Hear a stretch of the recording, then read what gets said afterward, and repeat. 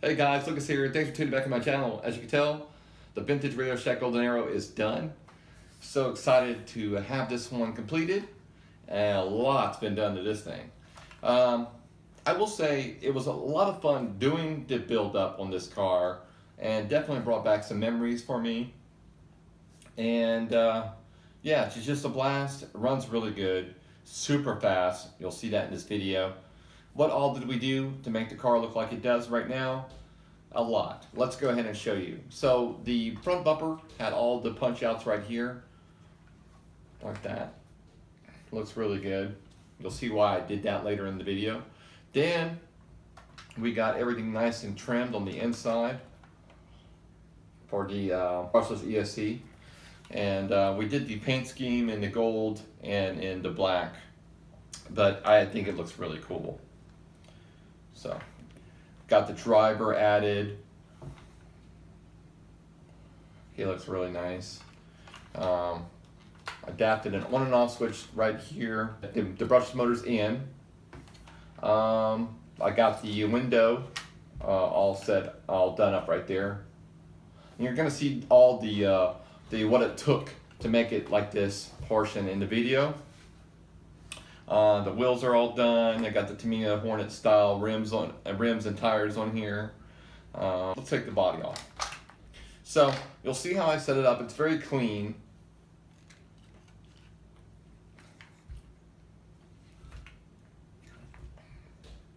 That's just really nice. Nothing too crazy. A lot's been done to the car. Like I said, all the parts that were rusty have been all polished up. Painted springs, painted the wheels. Yeah, it's nice and neat. I'm using these little straps right now. They're kind of a bluey color. It's not bad. I'm probably gonna go with black straps, but they make taking the 7.4 volt LiPo battery pack in and out nice and easy. Just pop them like to the side, and the battery just falls right on out. That way I'm not cutting up the chassis or nothing like that. So, looks really cool, really slick. I love it. Now we'll say one little thing is if you wanted to put the Tamiya Hornet tires or rims and tire package on the back of the car, you don't have no problem with the front, it's just the back. You're gonna need a Tamiya adapter. It bolts right on, but the original one that came with the Golden Arrows don't work for these aftermarket rims. So you will need a Tamiya adapter to go on there to keep these guys on. You can make this work, but it's gonna be too much trouble. Pretty much it. Show you that once more how it looks in the shell. So now we're going to see what it took to make it like this, and then right after that, I'll be the running portion of the video. All that's gonna start right now. Okay, so now we got the electronics and all the junk out of this chassis. I'm gonna get a deep clean. I had to take the steering arms out because they were really rusty. As you can see, this one still is, and this one's been sanded down and polished. Now I need to make a little cutout for the servo to sit in here. You'll see. All right, so now we got the cutout right there. Nice and neat servo install. You're gonna need to shave off the basic tips if you're gonna do one of these like this. So I'm just doing a kind of a stock configuration for the servo. And then you just put your servo stay on.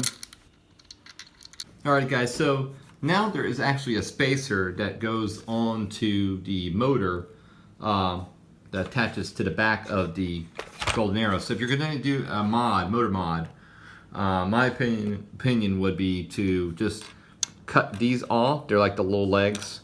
I just need this spacer. And that's what you're going to need to do if you're going to do any type of modification, like a brushless system or something like that, just because of the way the gearbox is set up on the inside. Just a lot easier to do this. You can actually shave everything down on the inside here, because there's knobs and everything down in here. I would just do this little quick modification. Okay, so now we got the motor in with the spacer. So now we got to be able to mount our ESC in here, and I'm going to remove that. I don't need that anymore. Now I want to go inside the transmission. So what I do is I just put one vice grip on one side, one vice grip on the other side, and I just slowly start turning one. And I'm just gonna go in the opposite direction because I got this one here up against the transmission housing, and I just start twisting. Sorry. Let's see, it's moving. All right, and then it comes off. All right, so now we have the transmission open, and we can see what it looks like inside a Radio Shack Golden Arrow. Let's see. You don't see this every day, so let's check this stuff out. Gear looks pretty good. And let's check in here. So we definitely could put ball bearings in transmission, which is kind of cool. Looks like it just uses standard type. Axles look good. That's where you take the bushing out to put the ball bearing in. And there's the differential. Looks pretty cool. Not too shabby. Nothing looks bad. It looks like a little piece of plastic or something right there. Alright, now I'm just going to pop some bearings in here. As you can tell now, we got the bearings inside the transmission housing, and everything's pretty much cleaned up. I did cut out this area right here, so that way it allows me an inside look at the gears. I would typically hone out more of this material, but I can't because it is domed like that. So if you cut more out, you're going to weaken this section that holds the motor in, and especially with that bad boy right there, I don't want to chance this thing cracking. So just going to be able to keep an open area like this much for a window, and then there's actually a little lip right around the edge. And I'm just going to apply a little bit of super glue and then put a piece of very thin Lexan right there. Alright, so I have a little area right here that I X'd out for the interior portion of the car. And I have to have this cut out so that way the ESC can come up a little bit. With this in the way, there's no way for it to fit. So, got to trim that out. Alright, so now I got the area cut out I needed. I got the body sanded down. It's to a really low levels, that way I can go ahead and slap some gold paint on it and then put the clear on it, and then the stickers. It's almost like a Darth Vader-y look. Coming out really well, just some rust right there. I gotta get all that stuff sanded down and get that cleaned up. So I wanted to tell you too, I forgot, I'm so sorry, the pinion gear that was on the car is a 17 tooth 48 pitch. I'll show you inside. You're going to want to do a little modification right here to allow your wires to go through. Well, we got everything prepped up and ready. We're going to slap some paint on this bad boy now. I got everything taped off where I need to apply the gold. Got to make the driver for the Golden Arrow. So I have this old beat up little guy's head from a Mermaid Big Bear that I never used because it was broken. But I figured it would make a good use for this project. So I'm going to sand them all down and repair the bottom. See, it's broken right there. Alright, so now the rim is painted red. Looks pretty good. I'm going to add a little bit of clear to it, give it a little shine. Alright, so now you can see in the Golden Arrow's picture, there's actually holes in the front bumper. And there it is. So I've got to make the holes now. Alright, so now that is done. Got an old CD case. And I'm using this for the motor cover for the opposite side. So I can see the motor mesh. I'll show you right here. So see, kind of right hole right there. I sanded a little bit of that area so I can apply the clear window to that port. Okay, as you can see, the reflection, I got the glass on. That looks really good, really trick, and keeps all the sand and everything from getting inside. Alright guys, so as you can see, I got the wheel adapters here. This is Tamiya, this is the Radio Shack one. The Tamiya only has an open area here, so it's the shape of a U. The Radio Shack does not. So basically, if you just make this portion open, it would hold the Tamiya style wheels on there just fine. I suggest just purchasing the Tamiya Grasshopper or Hornet adapters and ready to go. Now, another thing too is you're going to have to make a little modification in order to hold the 7.4 volt LiPo battery pack. So this here is just a little bobby pin. These are really tough little coil wire, and they will hold a bungee, another hair product that I'm using. A black onesie, it looks really good. This just happens to be one I have in hand, and it will hold the battery pack in just fine. Do that for both sides. Then you're going to need to trim out this portion of the battery stop, or the wires. So let me show you the bottom. So right here is a little area I made, a little notch for the batteries to come on and off, just like that. I did that was so that way I could still put this back on if I want to use that. So let me show you how the LiPo would go on here, just like this. So the length is perfect, but it's a little too, like, the shape is odd. So this kind of goes in a more circle design. The battery pack won't go all the way in. It goes in, but not all the way in. And that's why you have to use this method. Or you use Velcro, or you could use rubber bands. But now, so I'm gonna also show you another thing. In order to make your servo work, you're gonna need to have a little open area right here, or you're gonna have to remove the boot. That's with the servo wire. And that way, the servo wire will go in, and then you have to make a little hole right there where the servo wire can go through inside the chassis. You don't have to remove the boot. You can do what I did. And I just cut out, like I said, a little notch right here, like that. And voila. Just a little bit of area right there trimmed off the battery cover. This battery cover was beat, so I don't feel bad about it. Just enough where the end of the radio and the jack is, and it works for just fine. And that's pretty much it. Now I'm going to bolt everything back together again, and we're going to go straight to the running portion of the video. Alrighty, so here she is, guys, looking all good. Little driver. What you're hearing right now inside the video is the fan of the brushless system.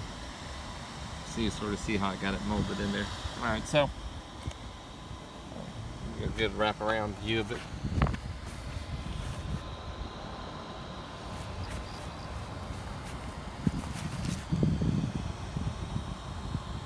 Okay, I think she's ready to rock and roll.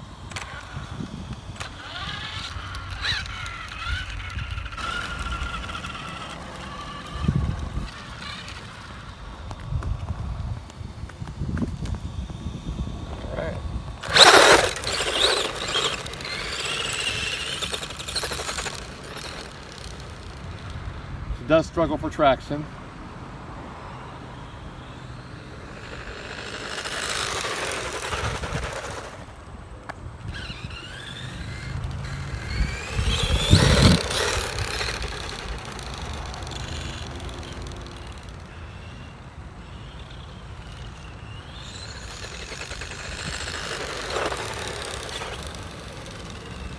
She is crazy fast, man.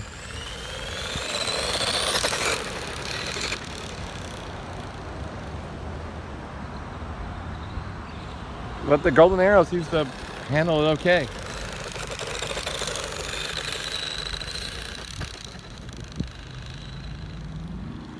And I definitely recommend you guys looking into modifying this kind of car with a 3500 kV motor. And Gold RC is not bad.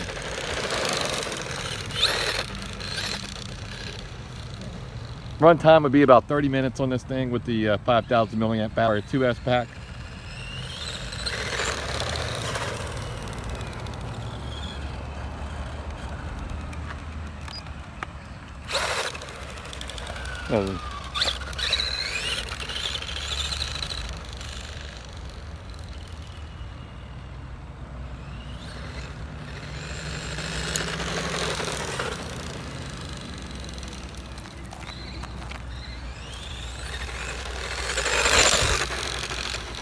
Speed's probably about 30. That's typical with these kinds of engines.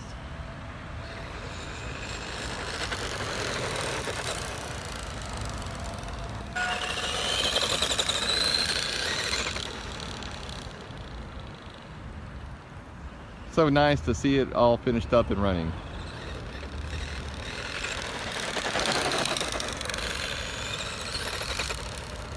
It does have a little bit of a hop-up issue. The rear end will hop up about mid-throttle.